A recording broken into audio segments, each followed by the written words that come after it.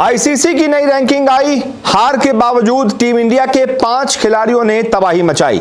जी हां, भले ही team India England से तीसरा टेस्ट मैच हार गई हो, भले ही उस मैच को जीतते जीतते एक तरीके से जीत कर भी हार गई हो, लेकिन टीम इंडिया के 5 ऐसे खिलाड़ी हैं जिन्होंने रैंकिंग में एक अच्छा स्थान प्राप्त किया है और जो नई रैंकिंग जारी हुई है उसमें इन खिलाड़ियों ने आग लगाई है। कौन कौन से खिलाड़ी हैं, ओवरऑल क्या रैंकिंग है, मैं आपको बताता हूं। सबसे पहले टेस्ट की बैटिंग रैंकिंग की बात कर लेते हैं। अगर नंबर 1 की बात की जाए तो भाई यहां पर तो जो रूट का दबदबा लगातार बरकरार है। एक और शतक लगा दिया है तो उनको और फायदा मिला है। जो रूट 888 पॉइंट के साथ नंबर 1 पर है। केन विलियमसन नंबर 2 पर है।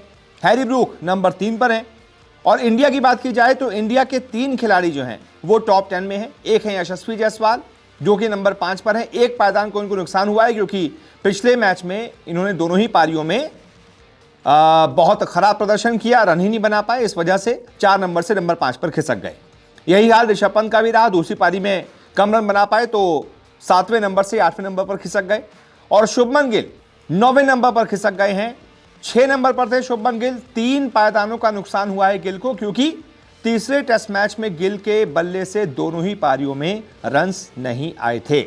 इसके अलावा जो चौथा बल्लेबाज टॉप 35 की रैंकिंग में है वो है रवींद्र जडेजा, जिनको 5 पायदानों का फायदा हुआ है। 39वें नंबर पर थे, अब टॉप 34 में आ गए हैं। और इसके बाद नंबर 35 पर हैं केएल राहुल, जिन्होंने 5 पायदानों की छलांग लगाई है क्योंकि पिछले टेस्ट मैच में दोनों ही पारियों में केएल राहुल के बल्ले से शानदार पारियां निकली। इस वजह से केएल राहुल को फायदा हुआ है। यानी कि केएल राहुल, रवींद्र जडेजा दोनों ने 5-5 नंबर्स की रैंकिंग की छलांग लगाई है। तो टॉप 35 में अब टीम इंडिया के 5-5 बल्लेबाज हैं टेस्ट की बैटिंग रैंकिंग में। वहीं टेस्ट की बॉलिंग रैंकिंग की बात की जाए तो यहां पर इकलौते हमारे जसप्रीत बुमराह हैं जिन्होंने टीम इंडिया की लाज बचाई हुई है, इज्जत बचाई हुई है।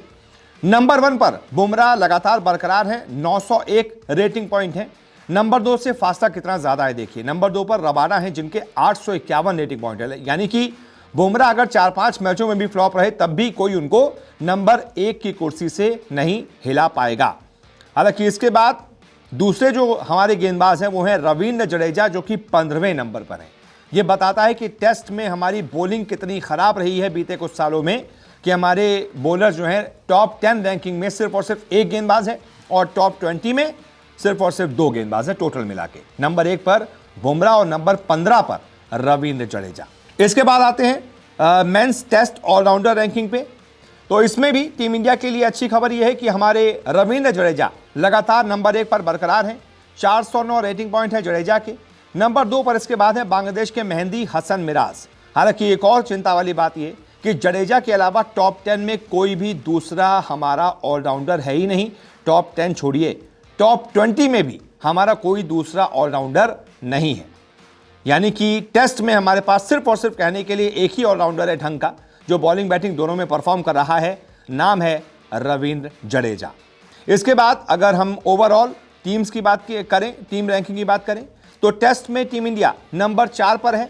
नंबर 1 पर ऑस्ट्रेलिया है, नंबर 2 पर अफ्रीका है, नंबर 3 पर इंग्लैंड है, नंबर 4 पर टीम इंडिया है। वहीं वनडे की रैंकिंग की बात की जाए तो यहां पर टीम इंडिया का दबदबा लगातार बरकरार है। 36 मैचों में इंडिया के 124 रेटिंग पॉइंट हैं और नंबर 1 पर टीम इंडिया है, नंबर 2 पर न्यूजीलैंड, 3 पर ऑस्ट्रेलिया और 4 पर पाकिस्तान। और इसके अलावा T20 रैंकिंग बात की जाए तो यहां पर भी टीम इंडिया नंबर 1 पर है। 57 मैचों में 271 रेटिंग पॉइंट है इंडिया के। नंबर 2 पर यहां पर ऑस्ट्रेलिया है। तो ओवरऑल टीम इंडिया कई जगहों पर नंबर 1 पर है, जैसे कि टेस्ट की बॉलिंग रैंकिंग में, टेस्ट के ऑलराउंडर रैंकिंग में, इसके अलावा टीम्स रैंकिंग में। लेकिन कुछ जो हमारे 1-2 बल्लेबाज है टॉप 10 बल्लेबाजों में, जैसे कि शुभमन गिल हो गए, ऋषभ पंत हो गए, यशस्वी जायसवाल हो गए, तीनों की रैंकिंग गिरी है। वहीं दूसरी तरफ फायदा यह हुआ है कि रवींद्र जडेजा और केएल राहुल दोनों को 5-5 पायदानों का फायदा हुआ है। ओवरऑल अच्छी रैंकिंग है, टीम इंडिया लगातार अच्छा कर रही है। मैच जीत जाती तो शायद ये रैंकिंग और ज्यादा अच्छी होती। खैर, इस वीडियो को देखने के लिए आपका बहुत बहुत शुक्रिया।